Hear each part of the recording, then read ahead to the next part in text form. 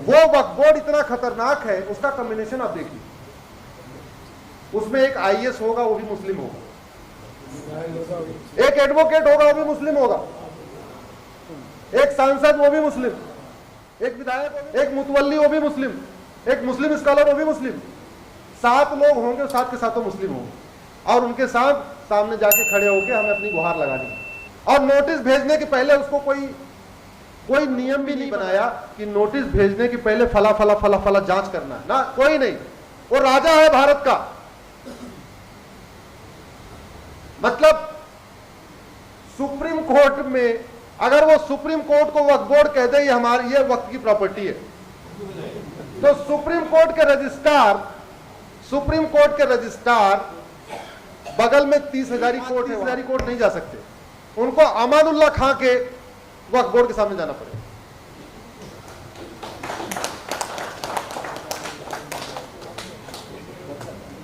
अगर वक्फ बोर्ड राष्ट्रपति भवन कह दे ये वक्फ की प्रॉपर्टी है, तो वो भी हाई कोर्ट नहीं जा सकते।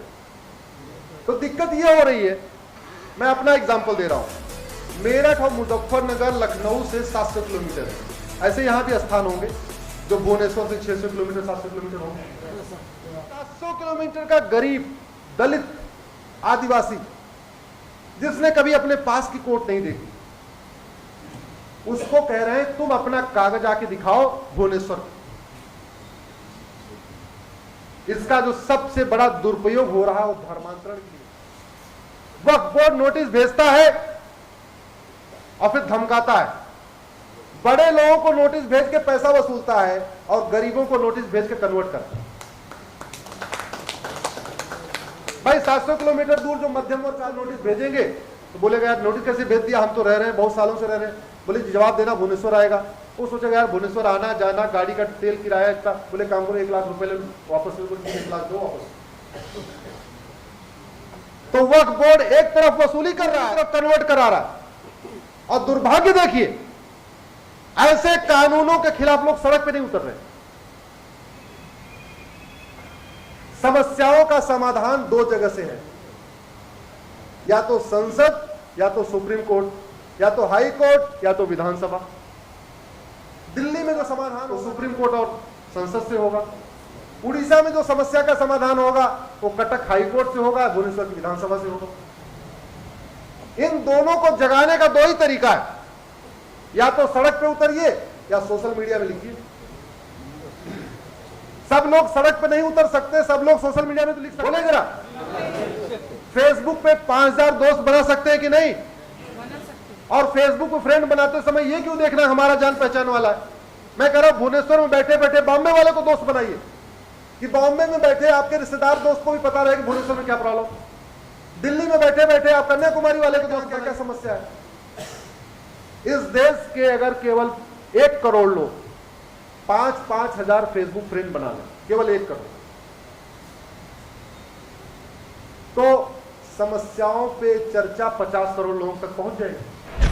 और समस्या लिखना छोड़ दें, समस्या के मूल कारण को लिखना शुरू करें, समाधान को लिखना शुरू करें। देखिए कैसे जागरण। बीमारी की चर्चा करके बीमारी ठीक नहीं होगी, हो सकती है क्या? इलाज करना पड़ेगा, दवा। और मैं आज आप लोगों से निवेदन करता हूं, एक बार जो समस्या आपको दिखाई पड़े उसके मूल कारण, सड़क टूटी हुई समस्या है, मूल कारण क्या है? जोर से बोलिए जरा। भ्रष्टाचार। और भ्रष्टाचार का मूल कारण क्या है? हमने ऐसा कानून क्यों नहीं बनाया? अभी कुछ दिन पहले चाइना में एक कंपनी के जनरल मैनेजर को उन्होंने फांसी दिया है, क्योंकि उसने किसी कॉन्ट्रैक्टर से पैसे ले लिए। और कुछ दिन पहले उन्होंने अपने कानून मंत्री को फांसी दे दी। चाइना ने, आप भारत में बताइए किसी कानून मंत्री को, किसी जनरल मैनेजर को आजीवन कारावास भी हुआ? फांसी छोड़िए। दुनिया के देशों में एक व्यक्ति ने मैक्सिको में 16,000 लोगों को लूटा था, चिट फंड कंपनी बनाकर। 1,41,000 साल सजा हुई उसको। कितने साल की? जोर से बोलिए जरा। एक व्यक्ति ने अभी अमेरिका में दूसरी बार शर्ट चुराया, पहली बार शर्ट चुराया तो 5 साल थी, लेकिन दूसरी बार शर्ट चुराया तो सीधे 25-20 साल सजा। एक बात समझिए, भारत की 50% समस्याओं का मूल कारण भ्रष्टाचार है। घुसपैठ का मूल कारण भ्रष्टाचार, माओवाद का मूल कारण भ्रष्टाचार, नक्सलवाद का, मजहबी उन्माद का मूल कारण भ्रष्टाचार। भारत की समस्याओं के जड़ में जाएंगे तो आपको 50% समस्याओं का मूल कारण भ्रष्टाचार है। घुसपैठिए फ्री में नहीं आते, घुसपैठिए घूस दे के आते हैं। उनका आधार फ्री में नहीं बनता, 2-2 हजार रुपए लगता है। उनका राशन कार्ड फ्री में नहीं मिलता, 2-2 हजार रुपए देते हो। उनका बर्थ सर्टिफिकेट फ्री में नहीं बनता, 2-2 हजार रुपए देते हैं।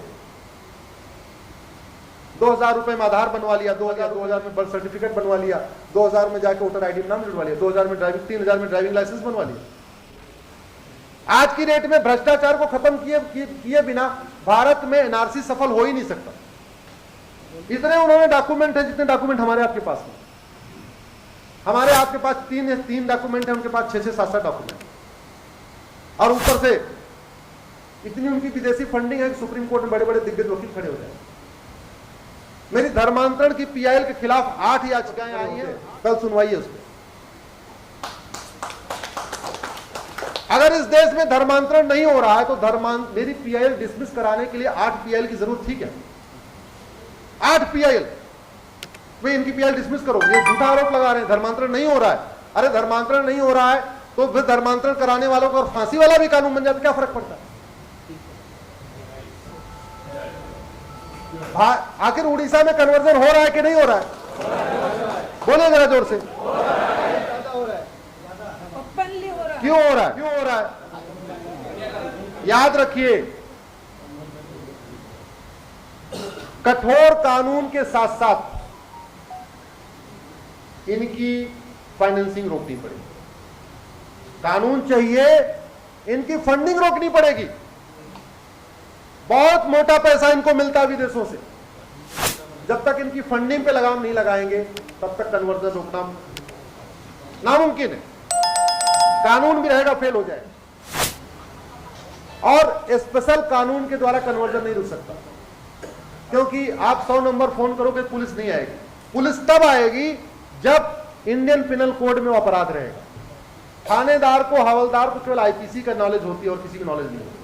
अगर जो अपराध आईपीसी में लिखा हुआ है उसके लिए तो पुलिस वाला आएगा 100 नंबर डायल करने पे, 112 डायल करने पे, बाकियों पे नहीं आएगा।